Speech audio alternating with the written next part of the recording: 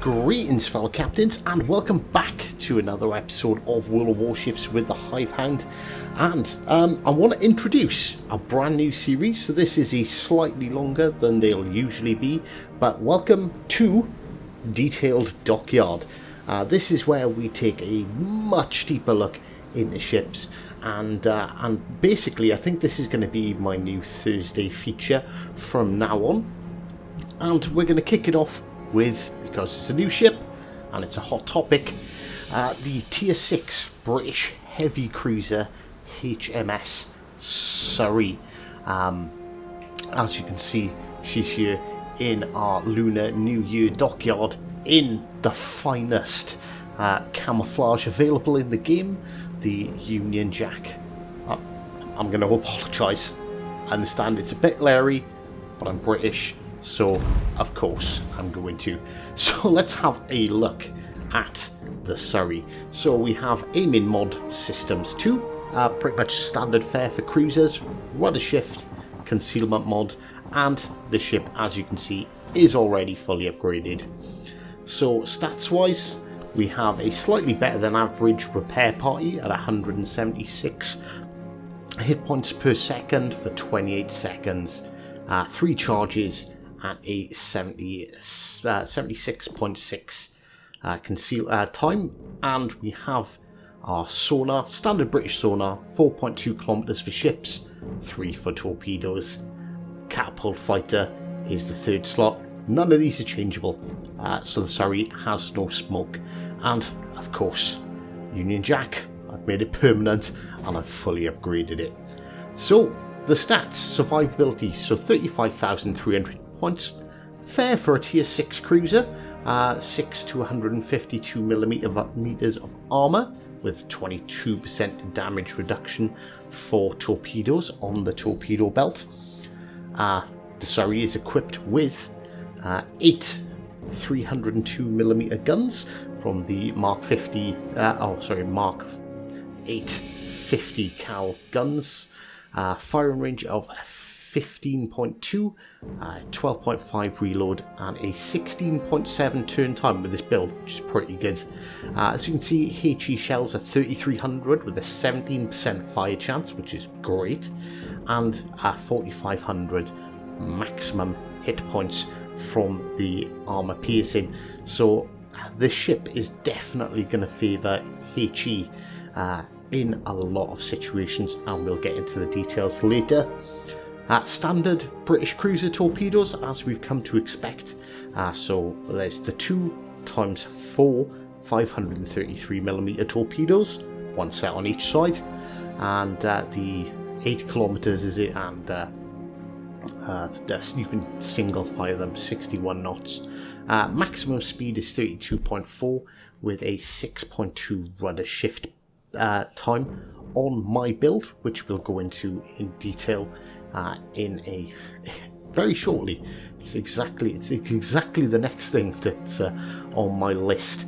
And then detectability, this is one of the key parts to this build, 9.3 kilometers. So it's pretty sneaky. You can get it below 9 kilometers, and we'll get into that in a bit. So check out the armor. So 60mm bow and stern. That's pretty much fair for all tier 6 cruisers. It's not particularly weak. It's not particularly well. Actually, this thing has got a couple of key strong points, which we'll get into at the moment. But you know, it's nothing. It's nothing special.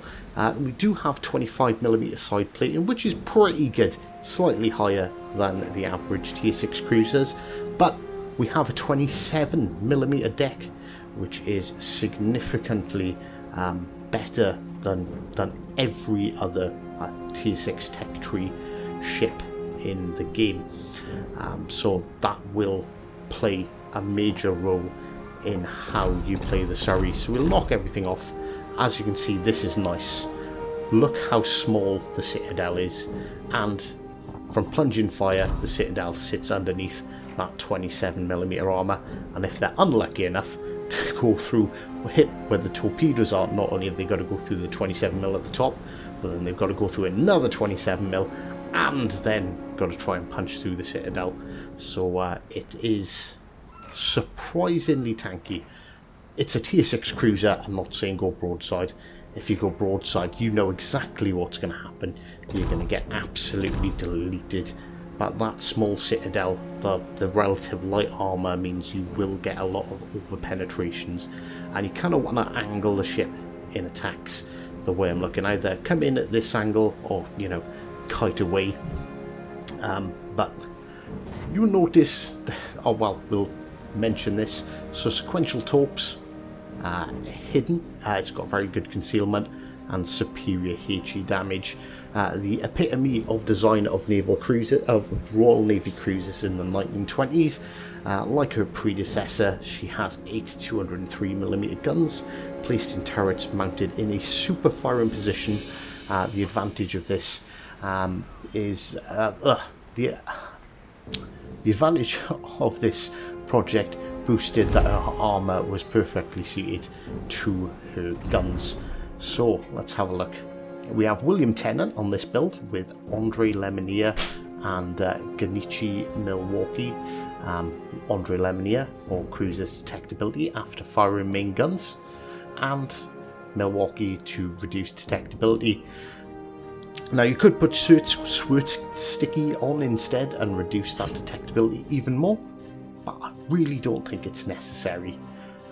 In all honesty, I think it's a bit overkill. It's about the sneakiest cruiser you can get at the moment. It's sneakier than the Zara. I think I got the Zara with Milwaukee and Sword Sticky down to 9.5. We're already at 9.3. So you might have to excuse me a little bit here. I'm recording this after filming this segment. So for some unknown reason, I've decided to take my damn sweet time about moving on to the other parts of the build. Right, okay, so this is where I'm looking at potential others. So potentially good would be Nikolai Kutchezov if you don't have the commanders available at the level I do to increase the range. What am I doing? Where am I? Karl von Mueller is pretty good to increase the maximum speed of your cruiser. It is fairly slow. As you can see, we're just flicking through to see if there's any other applicable. Philip Vane might be worth a look to reduce incoming damage or increase incoming fire dispersion. I don't really think it's necessary, but if you've got him leveled up and nothing else available, he is definitely a good shout. Bruce Fraser to increase your speed. It is a bit of a slow ship. It's not the fastest cruiser out there. But one thing you don't want to do, don't look at increasing the penetration of the ship at all. So stay away from Yamamoto. And honestly, it really doesn't need any more accuracy. Putting someone like Norman Scott on would be an absolute waste of time. But Sword Sticky again, it says a good call. You can get it sub 9 kilometers on the detectability range. And so perks, I've gone for Ingenious because it increases the turret traverse speed. Don't so much care about the knowing who's firing at me. We've got sonar, so before it's too late is absolutely pointless, I think. But full speed head to increase our speed and our rudder shift time. So it's an almost agility build. We've gone for Sponge. I think Sponge is the best rounded of the 3 perks that are available on this row. So Velocity gives you some more movement speed. Obviously Light Fortress gives you a reduction of 6% to incoming damage, but taking a reduction of 4, but also increasing the repair time. Then we've gone for Steer Clear to increase our rudder shift and steering gear. So I lied, it's a ×3 rudder shift build. Acoustic Chamber I don't think is worth it. DDs aren't really a big threat to this ship. By the book sounds good with -20%, but you've got to be within range. So I'd rather take the extra consumable charge and reload time by using fully packed. So yeah, that pretty much concludes our build. I've got a good gameplay for it. It's a good gameplay from my perspective, but also points out a glaring weakness of ships like the Surrey. So I guess we'll go and dive straight into that. Right, okay, so as the battle's loading up, let's have a bit of a discussion and think about where the Surrey fits in. So its main competitors, well, if we have a quick look at all the other, we'll quickly discuss the other tier 6 cruisers. So they all have 16mm bows, any of the non-premium tier 6 cruisers anyway.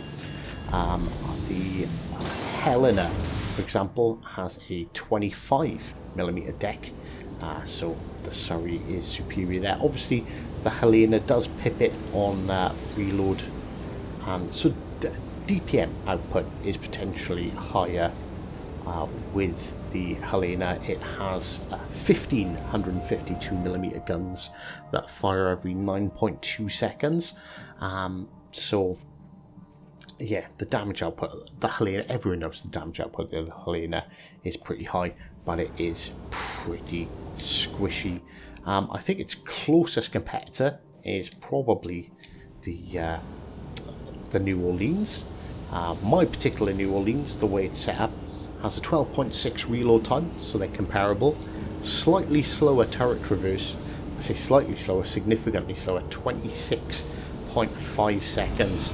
So the Surrey has got it absolutely picked on that. And also the damage from the shells are higher. It's 2,800 for HE shells on the New Orleans and 5,060 for AP. Although it does have an extra gun, it does have 9 203s as opposed to the 8. But the Citadel on the New Orleans is probably twice the size, in all fairness, and its deck is only 19mm thick, so it is a bit more susceptible to plunging fire. It also only has 19mm of side armour, so the Surrey actually out-armors it. The Mayoko is probably the ship the Surrey is going to replace, in all fairness. So my Mayoko has a 14-second reload, so reload slower, 45-second 180-degree turn time for the gun, although it does outclass it in range at 17.5 kilometers.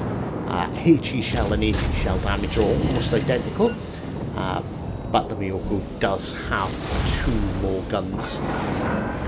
But the guns, I feel, are less usable unless you've gone for a very specific build. Even pumping as much as you can into the turn time, it really doesn't affect it. So as you can see, I am kiting away, plugging away at this Devonshire here in the background.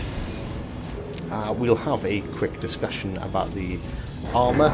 So the Mayoko has the same 16mm bow, although it does have a 32mm deck, so its deck is very well protected, and the casemate armour, the belt armour down the side, is 25 as well, so they're very, very comparable. The problem is with the Japanese cruisers is the turret traverse absolutely sucks. Detectability wise, I've got 11.41 my build. It's not a detectability build, granted, but you're not going to get close to the Surrey's 9.3. We won't look at the Fiji. I love the Fiji. The Fiji will probably win in my heart. The Fiji will win in my heart. So the Algerie, it has the same gun layout. So it has the 4x2 203mm guns, slightly faster reload, but slower turret traverse. at 11.4, 25, 2800 for HE, and 5040 for AP.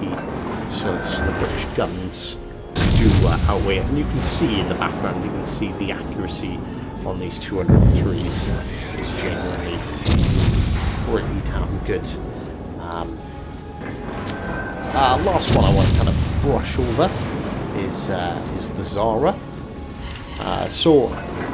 Gun-wise, the Zara has also got a 203s with a 14.2 and a 22-second, 14.2 reload time and a 22-second traverse time, as we pick up our first kill there and a whole bunch of defends. Alright, the Zara has longer range torps, but they are the 53 knots, the incredibly slow torps.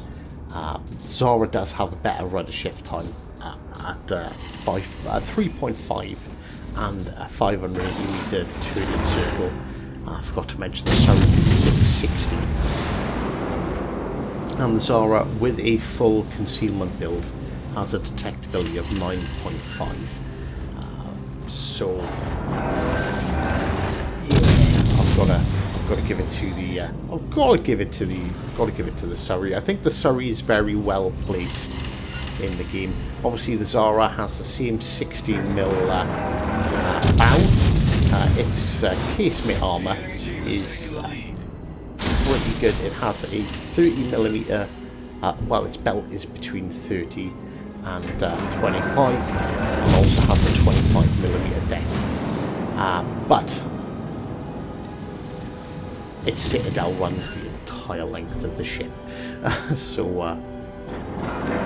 the tankiness, surprisingly, for a lightly, or what appear to be a relatively lightly armoured cruiser like the Surrey, it's actually really tanky. It will struggle in tier 7 matches just because the amount of 16-inch guns that are out there. But as you can see, we're pretty much, this California's focused on someone else, and we're just taking advantage of that. And we've already racked up 85,000 damage and a whole bunch of defend ribbons and significant fires, and we haven't boosted the fire chance at all. And there we go. So that is kill number 2.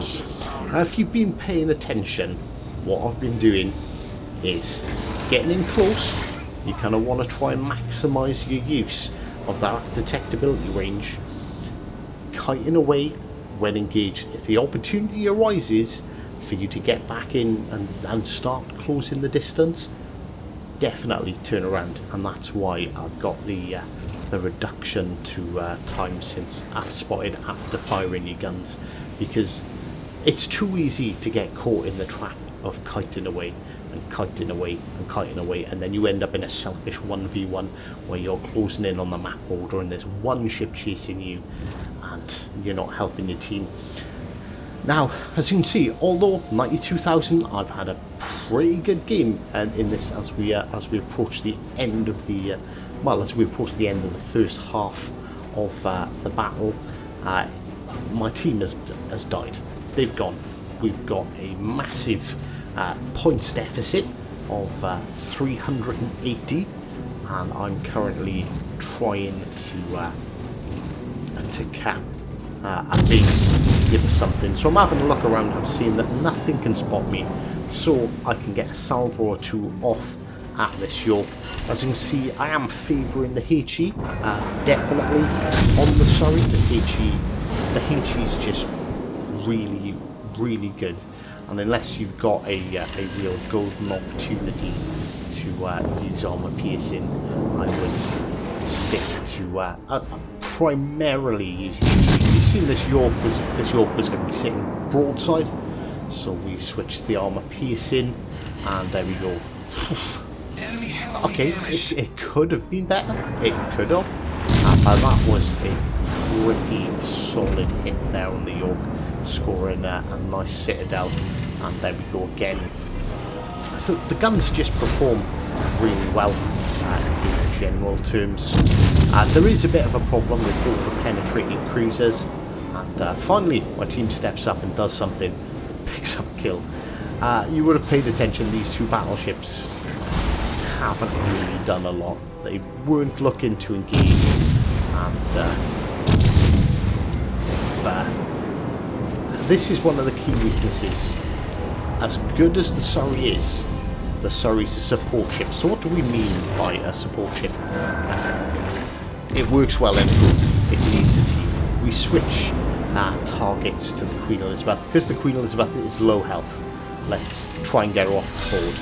And there we go. So might have been a little bit of a kill steal, but you know, we got him off there. We got him off the board. That's another set of guns that's not firing at my team, which is, you know, hopefully going to help them out. Now, as you can see, okay, now I'm being targeted. We're going to take a shot at that mass, because the mass is a big threat to our battleships. We are down to a 3v3, and, well, okay, the mass is undetected, so I'm looking at this Helena going, yeah, this is probably the biggest threat left to my team, and it's a nice 6,000 damage salvo. Helena is opting for armour piercing at this time.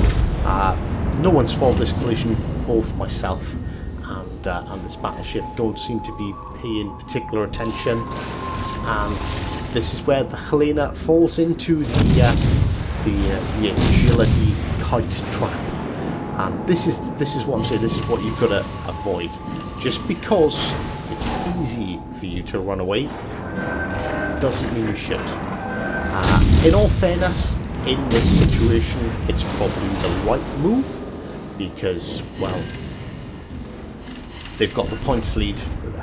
He's got every advantage.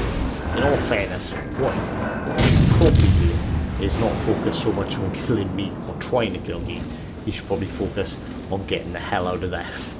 Now, as you can see, like, the time is closing down. We're in the last 3.5 minutes. We're behind on points. We're behind on. We're not winning this on the timer. We need to kill these last 3 ships. Otherwise, this is going to be defied. It's going to be a distinctive loss. And my 2 battleships, they're just out of the fight. Okay, I know they've got the range as we activate our sonar, because we know the mass is 100% going to fire torpedoes from that range. Very easy to get away from them. And is that it?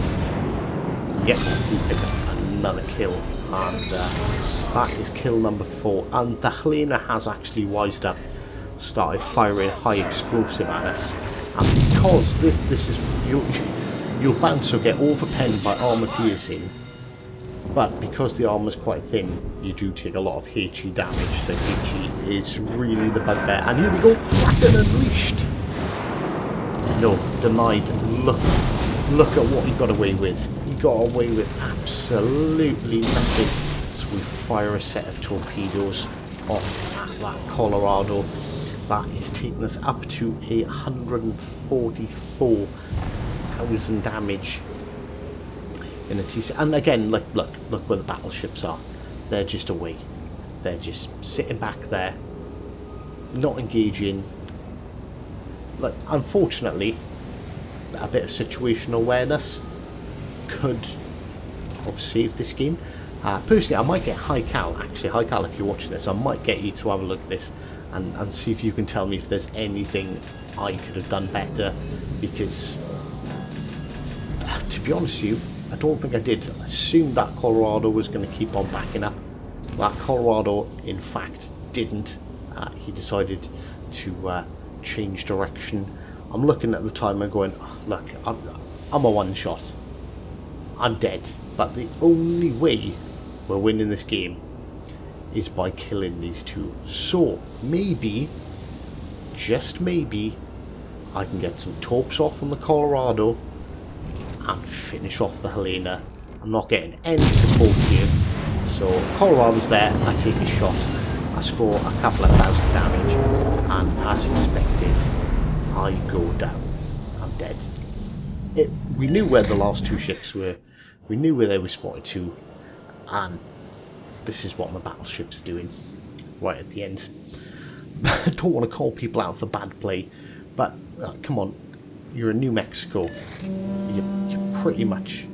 Well, you've got over half your hit points left. You should have been getting involved in that fight. You shouldn't have been turning away, running away from the Helena whilst I was chasing it down. You should have been actively pushing in through A and trying to kill the Colorado. And yeah, just about as the time is going to run out, that is 1,000 points for the enemy team and a devastating loss. So that's the weakness. It needs support. But we had a pretty good game, just shy of 150,000 damage, high caliber, and 2,208 base XP on a loss with our 4 kills. And there's no credit boosters. We made almost 380,000 credits profit with just a premium account. So there's me saving it just in case my recording software messed up. So I hope you enjoyed today's video, and as always, until next time, take care.